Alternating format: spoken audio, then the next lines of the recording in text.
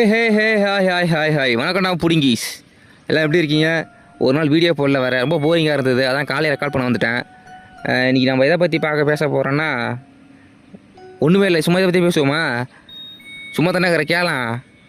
ஏன் நான் குறைஞ்சி போயிடுவேன்? நான் வெட்ட தானே இருக்கிற, எதையாவது கேளு.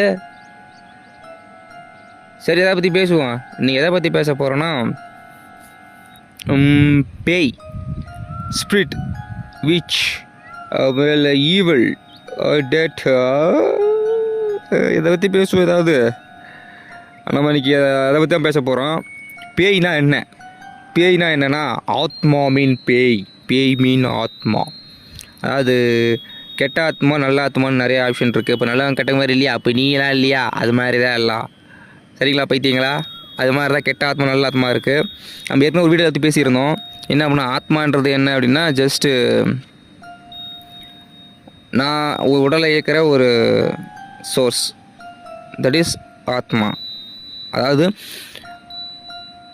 நான் உங்களுக்கு சாமி கான்செப்டில் ஆன்மீகத்தில் ஷார்ட்டாக பதில் சொல்கிறேன். ஒரு சில பேர் வீடியோ பார்த்துருக்க மாட்டீங்க, அவங்களுக்காக ஷார்ட்டாக சொல்கிறேன். விண்ணுலகம், மண் உலகம். விண்ணுலகத்தில் நம்ம ரெடியாகி நான் இங்கே வரோம். ஓகே, மண் உலகத்தில் உடல் ரெடி ஆகுது, விண்ணுலகத்தில் ஆத்மா ரெடி ஆகுது. ஓகேவா? ஸோ இங்கே பாப்புலேஷன் இருக்குது, அங்கே பாப்புலேஷன் இருக்குது. ஸோ இங்கே இவ்வளோ டியூரேஷன், அதாவது எக்ஸ்பைரி டேட் இவனுக்கு இங்கே தான் ஒரு 50 வருஷம் வந்தால் இங்கே தான் இருக்கணும் அப்படின்னு, புவிவாழில் இருக்கணும் அப்படின்னு சொல்லி உனக்கு எக்ஸ்பைரி டேட் கொடுக்கும்போது நீ சூசைட் பண்ணி செத்து போயிட்ட, ஏன்னா சாவடிச்சிட்டான், போட்டு தள்ளிட்டான், இல்லை நீ அப்படின்னு சொன்ன வச்சுக்க. ஸோ இங்கேருந்து அங்கே போக முடியாது. ஏன்னா டியூரேஷன் இங்கே தான் இருக்குது. உனக்கு எக்ஸ்பைரி ஆகாமல் என்ன பண்ண முடியாது, உன்னை டிஸ்போஸ் பண்ண முடியாது. ஓகே, ஸோ நீங்கள் தான் இருந்தாகணும். விண்ணுலகம் போக முடியாது, மண் உலகத்தில் இருந்தாகணும். புரியுதா உனக்கு? மண் உலகத்திலே இருக்கும்போது நல்லவங்க கெட்டவங்க இல்லையா, அது மாதிரி நல்ல ஆத்மா கெட்ட ஆத்மா இருக்கும்ல. கெட்டவங்க கெட்ட ஆத்மா, நல்ல ஆத்மா, அவ்வளோதான். பெருசாக ஒன்றும் டிஃப்ரெண்ட் கிடையாது. அதனால் இங்கே சுற்றிட்டு இருக்கா, அதுக்கு பசி கிடையாது, தூக்கம் கிடையாதுன்றதை விட நம்ம அதை வேறு வீடியோவில் பார்ப்போம். ஓகே, ஆத்மானா என்னன்றது நம்ம வீடியோ, ஆத்மான்றதை ஒரு வேறு டைமென்ஷனில், ஒரு டிஃப்ரென்ஸான டைமென்ஷனில் விவரிப்பாக பார்ப்போம். ஜஸ்ட் இப்போ மட்டும் ஃபேஸிங் மட்டும் கேட்டுக்க. ஓகே ஓகே, அப்படிங்க இப்போ கேட்டுக்க. என்னென்னு அப்படி என்னென்னா, ஸோ வேறு என்ன ஃபோன் பண்ணுறான் வர. ஸோ ஆத்மா, நல்ல ஆத்மா என்ன பண்ணும், நல்லது மட்டுமே பண்ணும். கெட்ட ஆத்மா என்ன பண்ணும், கெட்டது மட்டுமே நிறையா பண்ணும். அதாவது அடுத்தவங்களை துன்புறுத்தி வருத்தப்படுறது. நாமளானா இருந்தால் போதும், யார் எப்படி கெட்டு போனா என்ன, நாமளாக இருந்தால் போதும்னு நினைக்கிறோம் ஆத்மா, கெட்ட ஆத்மா. அதுங்கெல்லாம் ஜாக்கிரதையாக இருக்கணும், போட்டி எடுத்துருங்க. ஓகே, ஸோ அதே மாதிரி தான் அங்கே இருக்கும். ஆத்மாவுக்கு பெரும்பாலும் எப்படி சொல்கிறது, வெளிச்சத்துக்கு வராது, வீட்டில் தான் இருக்குங்க அப்படின்ற ஒரு கான்செப்ட் இருக்குது. அது எதனால் உருவாச்சுன்னா அதை நம்ம அடுத்தபடியாக பார்ப்போம். ஸோ நம்ம ஆத்மான்றோம்னா கொஞ்சம் ரொம்ப ஜாக்கிரதையாக இருக்கணும். ஏன்னா திரும்பி வச்சு கடிச்சு வச்சிரும் உங்களை மாதிரியே. அப்படி என்ன பண்ணுறது அதை? ஸோ கெட்ட ஆத்மா நல்ல ஆத்மா இருக்குது. அப்படியே நல்ல மனுஷங்க கெட்ட மனுஷங்க இருக்கிற மாதிரி கெட்ட ஆத்மா நல்ல ஆத்மா, அவ்வளோதான். ஆத்மா என்னடா அது,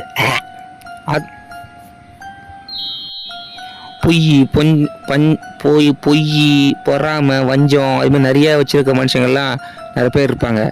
அவங்க ஆத்மா கிட்ட ரொம்ப ரொம்ப ரொம்ப ஜாக்கிரதையாக இருக்கணும்.